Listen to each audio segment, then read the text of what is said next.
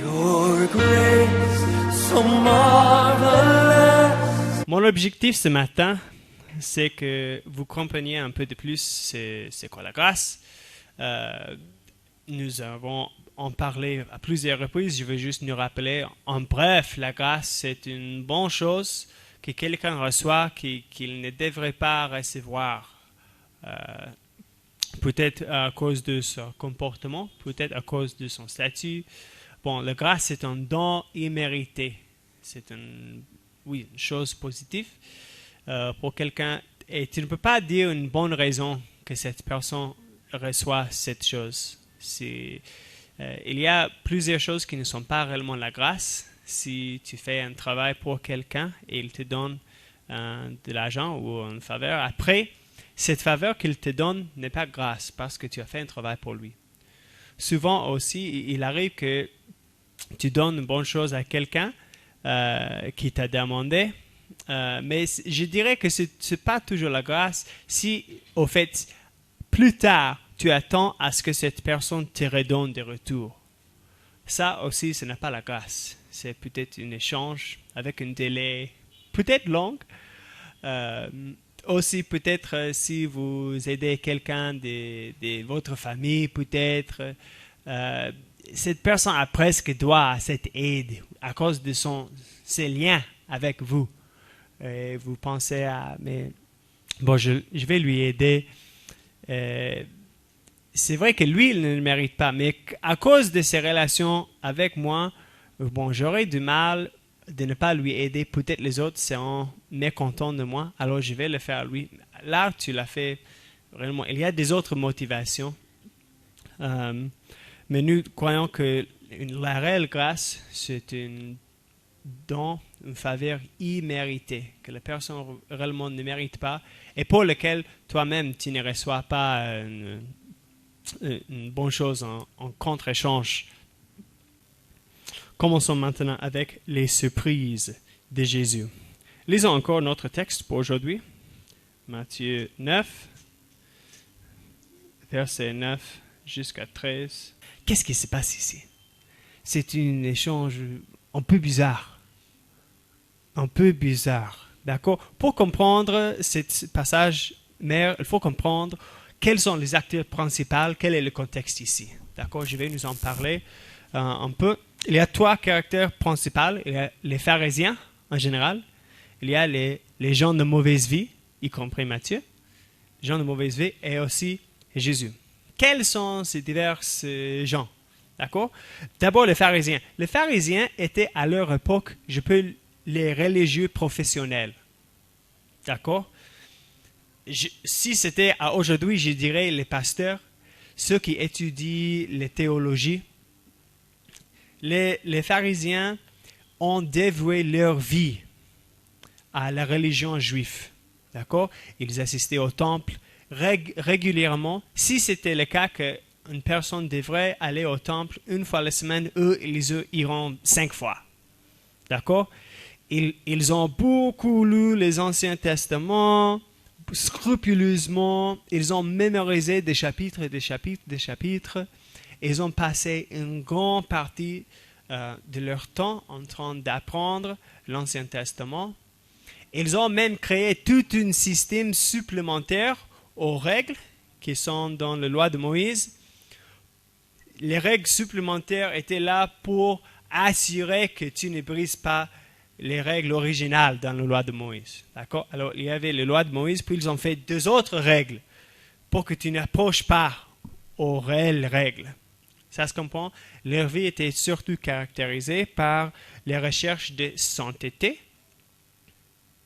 Après ça, sainteté et puis aussi la sainteté. D'accord? Ils avaient la mentalité en général que Dieu les agrée, que Dieu les aime. Et pourquoi? Parce qu'ils font autant des efforts pour garder les lois de Dieu. Ça se comprend? C'est ça la mentalité générale des pharisiens. Deuxièmement, nous avons les publicains, les gens de mauvaise vie en général. Et il a dit les publicains, ça veut dire le collecteur d'impôts, d'accord? À leur époque, peut-être c'était un peu comme aujourd'hui, les collecteurs d'impôts étaient ceux qui étaient considérés d'être corrompus généralement. Les collecteurs d'impôts, là, travaillaient pas pour les Juifs, en fait, ils travaillaient pour le gouvernement romain, alors le gouvernement oppresseur des Juifs. Et les collecteurs d'impôts, en général, ils avaient tendance à ajouter à ce que tu devais payer. Alors, si ton taxe devrait être, par exemple, $5, ils te diront il faut $7. Et ils mettent les $2 de différence dans leur poche. Et tout le monde savait c'est comme ça qu'ils travaillent. D'accord? Et ils gagnaient leur argent avec une corruption régulière. C'est pourquoi ils sont considérés avec les gens de mauvaise vie. Les autres gens de mauvaise vie, quelle était leur mauvaise vie? L'Écriture ne le dit pas. Nous ne savons pas. Vous pouvez vous demander quel était leur péché. L'Écriture nous montre que peut-être même il y a un principe là. Il n'a pas précisé quel était leur péché. D'accord? Mais tout péché, si vous-même, vous pouvez penser à un péché qui est très grave, dans leur société, c'était un péché pareil. D'accord? Il y en a plusieurs dans cette société et je dirais que dans chaque société, peut-être la liste des péchés très graves serait peut-être un peu différente, mais ce qu'ils ont fait était les choses dans leur société qui étaient considérées comme très graves et aussi connues. D'accord? Ils n'étaient pas en mesure de cacher le fait qu'ils étaient les gens de mauvaise vie. D'accord? Certains péchés se cachent plus facilement. Si je me fâche contre quelqu'un, peut-être je peux me taire, mais ce désir, cette haine reste au-dedans de moi.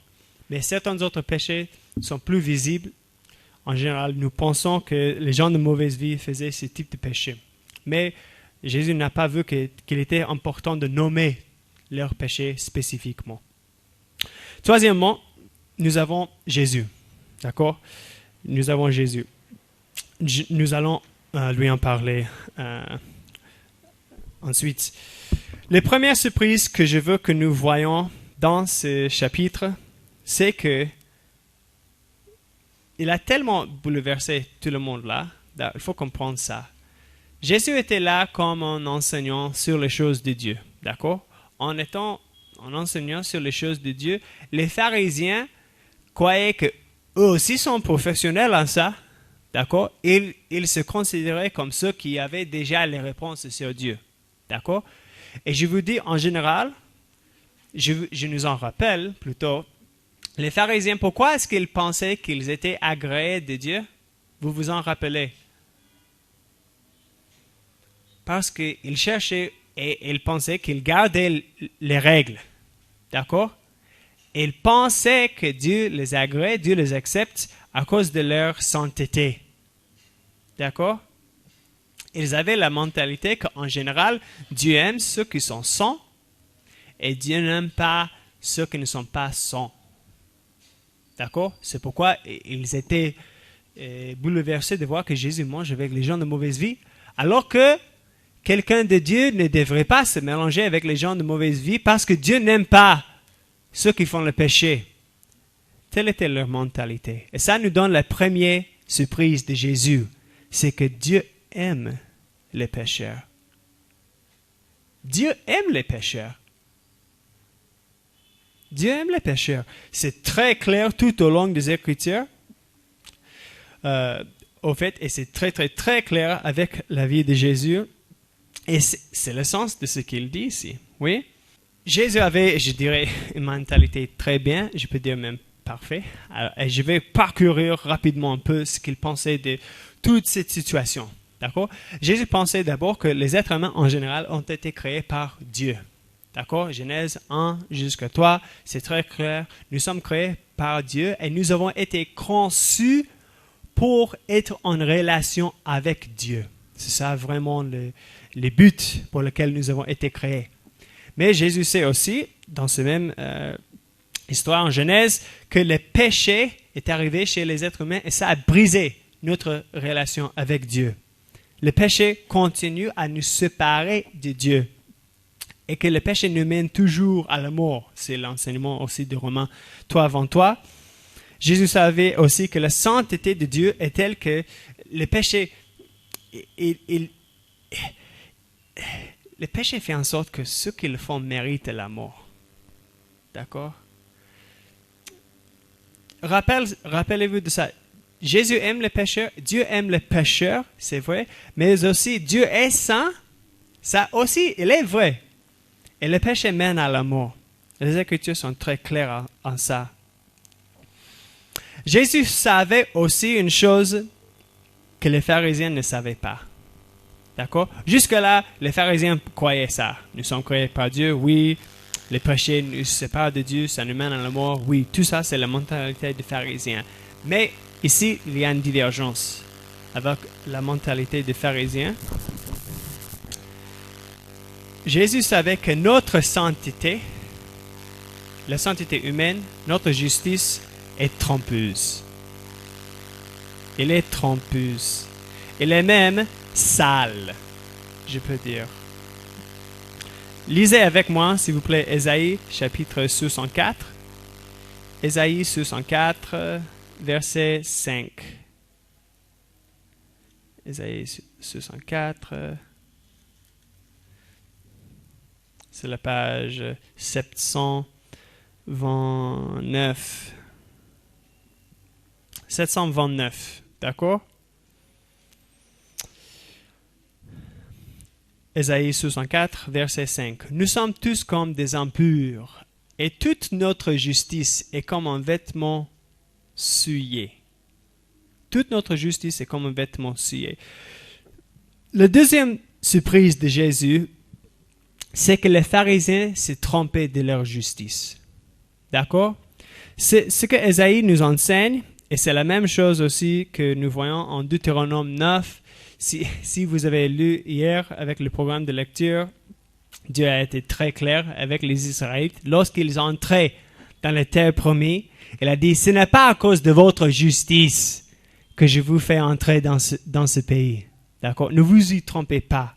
Et Ésaïe 64, 5 nous enseigne la même chose. Notre justice, d'accord? Notre justice n'est pas réellement justice. D'accord? Qu'est-ce que nous faisons? En faisant, nous jouons le jeu, je peux dire le jeu des pharisiens, c'est aussi le jeu de comparaison. D'accord? Dans la mentalité des pharisiens aussi, je suis juste aussi longtemps que je suis plus saint que toi. D'accord? Alors, je fais comparaison de ma sainteté avec toi, avec ceux qui m'entourent, avec les gens de mauvaise vie, par exemple. Oui? Et aussi longtemps que je suis plus saint qu'eux, alors je suis saint. D'accord? En faisant cette comparaison horizontale, humain avec humain, on se trompe. Parce que Dieu n'a jamais dit, si tu es plus saint qu'une autre personne, alors tu es saint. Oui? La réelle sainteté, c'est en comparaison avec, pas horizontale avec les êtres humains, mais verticale. Nous avec Dieu. D'accord? Et qu'est-ce que Dieu dit par rapport à notre sainteté? Si vous pensez de la chose la plus sainte que tu as jamais fait, je ne sais pas c'est quoi. Je ne sais pas c'est quoi. Mais pensez à cette chose qui était réellement sainte. Réellement sainte. Pensez à ça et vous rappelez que pensez comme ça. Nous sommes maintenant dans la saison sèche, mais dans quelques mois, la pluie va revenir. Il y aura des inondations, oui, surtout sur les collines. Lorsque ça arrive, beaucoup de pluie, il y a la pluie qui coule dans la rue, aussi dans les voiries à côté de la rue. Et les gens ont tendance à jeter aussi les eaux usées, peut-être autre chose, lorsque la pluie tombe. D'accord? Cette eau elle n'est pas propre. D'accord? Il y a de la boue après que la pluie s'arrête. Si vous sortez quelques heures après, vous verrez dans la rue, il y a plusieurs choses dans la rue. Oui. Ici, il y a une bouteille d'eau. Ici, il y a un sachet plastique. Ici, il y a une chemise. D'accord? Cette chemise est tout bouée. Et vous savez que mélangé avec cette boue, il y avait autre chose chimique, peut-être chose. Je ne peux pas même les décrire ici. D'accord? Cette chemise-là est très sale. Et c'est ça notre justice. C'est ça notre justice. La chose la plus sainte que nous pouvons faire en comparaison avec la sainteté de Dieu, notre justice est comme un vêtement souillé. D'accord? Alors, c'est ça la deuxième surprise de Jésus ici. Nous nous trompons de notre justice. Et les pharisiens se trompaient. Ils se croyaient saints alors qu'ils n'étaient pas saints. D'accord? Mais il y a une autre très, très, très bonne nouvelle. Bon, ça découle des premières surprises, oui. Dieu aime les pécheurs. D'accord? C'est ça la première surprise. Dieu aime les pécheurs. Ça résout, au fait, autant de problèmes. Bon nombre de gens ont peur à avouer leurs péchés, à accepter, à dire publiquement qu'ils sont des pécheurs. Pourquoi? Parce que nous avons cette mentalité pharisienne. Nous avons tendance à penser que, bon, Dieu aime ceux qui sont saints, il n'aime pas ceux qui sont des pécheurs. Alors, on cache le péché. Mais avec Jésus, au fait, il nous libère de cette hypocrisie. Ça va? Jésus est tellement miséricordieux, il dit ouvertement, mais Dieu aime les pécheurs. Je suis venu pour les malades. Il n'est pas nécessaire de faire semblant comme si vous n'êtes pas malade. Jésus savait nous sommes tous, bon, pas lui, tous les êtres humains, nous sommes tous malades. D'accord? Alors, ce n'est plus nécessaire de faire semblant comme si je suis saint, plus saint que toi. Ça résout notre problème. Lisez avec moi en Jean chapitre 3. Ça parle très bien sur cette idée. Jean chapitre 3, à partir du verset 14. On peut être réconcilié avec Dieu par le sacrifice de Jésus. C'est ce que ce passage nous dit. Et nous y avons accès par la foi en Jésus qui se manifeste dans la repentance. D'accord? Telle est la bonne nouvelle. Telle est la bonne nouvelle de Jésus. La bonne nouvelle, c'est que même si vous êtes un pécheur, il y a de l'espoir pour vous. Jésus vous offre le salut. Il vous offre le salut. La surprise de Jésus est surtout que ceux qui se considéraient bons, ou en bonne santé, ou qui se portent bien, au fait, ils ne le sont pas. La surprise de Jésus, c'est que tous sont malades. Au fait, tous sont malades.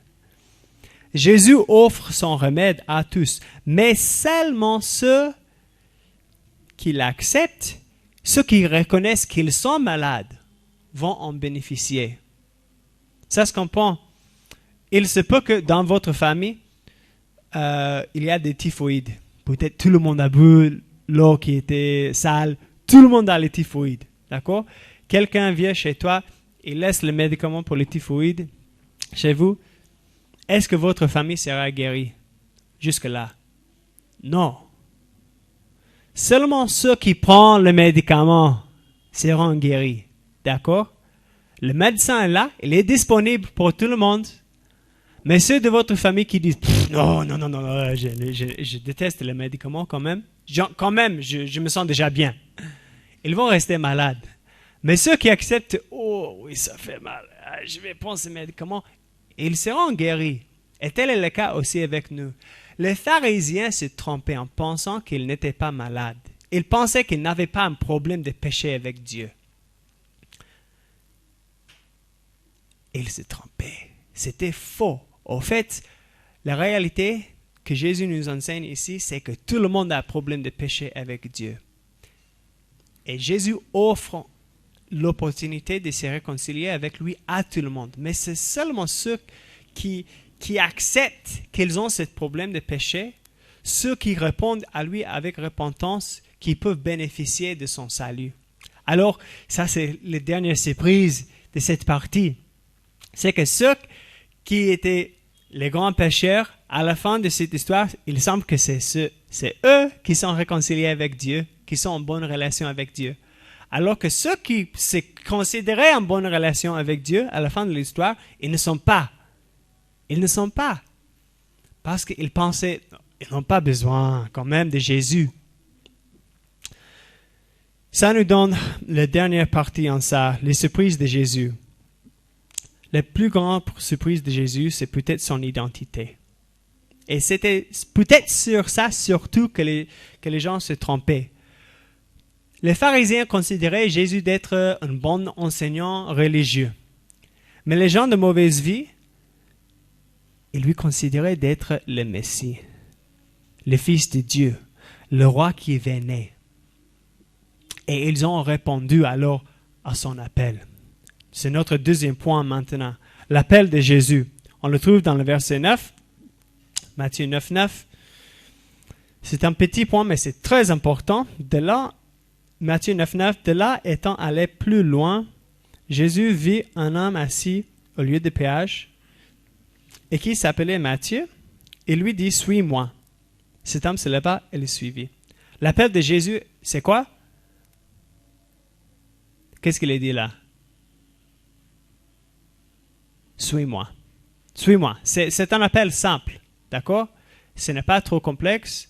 Jésus n'a pas dit fait A, B, C, V, allez vous laver, puis faire ça, puis donne ça au temple, puis Jésus a dit simplement suis-moi.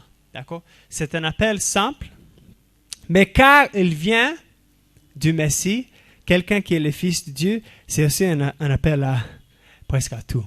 Oui, Jésus a dit plus tard dans le prochain chapitre, Matthieu 10, 37 jusqu'à 39, si tu peux tourner la page, Matthieu 10, 37 jusqu'à 39, verset 37, « Celui qui aime son père ou sa mère plus que moi n'est pas digne de moi. Celui qui aime son fils ou sa fille plus que moi n'est pas digne de moi. Celui qui ne prend pas sa croix et ne me suit pas n'est pas digne de moi. Celui qui conservera sa vie la perdra, et celui qui perdra sa vie à cause de moi la retrouvera. » L'appel de Jésus il est simple, mais c'est aussi un appel à tout. D'accord? C'est aussi les problèmes avec les pharisiens. Les pharisiens ne voulaient pas se donner réellement à Jésus. Ils voulaient se servir de Jésus, s'associer à Jésus un peu, parce qu'il avait un peu de renom. Ils peuvent s'associer à lui pour aussi gagner leur renom. Mais lorsqu'il s'agit de réellement confesser que Jésus est le Fils de Dieu, lorsqu'il s'agit de lui suivre en tout, ils ont dit, non, ça c'est un peu trop. Mais Matthieu, le publicain, les personnes de mauvaise vie, il a répondu à cet appel. Oui, c'est lui qui a écrit cet évangile. Il est devenu disciple, apôtre. Il a laissé sa vie comme publicain. Il a laissé de l'argent, une richesse, un certain confort dans la société. Pour lui, ça valait la peine. C'était un bon échange. Et est-ce que ce n'est pas vrai? Parce qu'avec Jésus, il a la vie éternelle. Avec Jésus, il est réconcilié avec Dieu. Est-ce que c'est important, par exemple, est-ce que c'est important que je sois riche si je passe toute ma vie avec des ulcères autour de mon cou pour que je sois en peine quand même? Et nous, en tant qu'êtres humains, nous avons une peine, une blessure de nos âmes. Nous voulons être encore en bonne relation avec Dieu. Et il n'y a rien ici qui puisse restaurer cette relation, sauf Jésus. On se trompe en pensant, bon, mais si je suis riche, si je suis beau ou belle, si j'ai le respect de la société, si j'ai du pouvoir, ça peut combler la plaie que j'ai au-dedans de moi. Mais c'est faux. Ça ne marche jamais. Seulement Jésus peut nous combler de la façon dont nous avons besoin. Matthieu a bien choisi. Jésus vous appelle aussi à lui suivre aujourd'hui. Troisièmement, je vais nous parler sur ce qui donne plaisir à Jésus. Dieu prend plaisir à la miséricorde et non au sacrifice. Pourquoi? Parce que Dieu, au fait, il cherche relation avec nous. Il cherche nos cœurs. Il cherche nous réellement. Your grace so marvelous, all sufficient and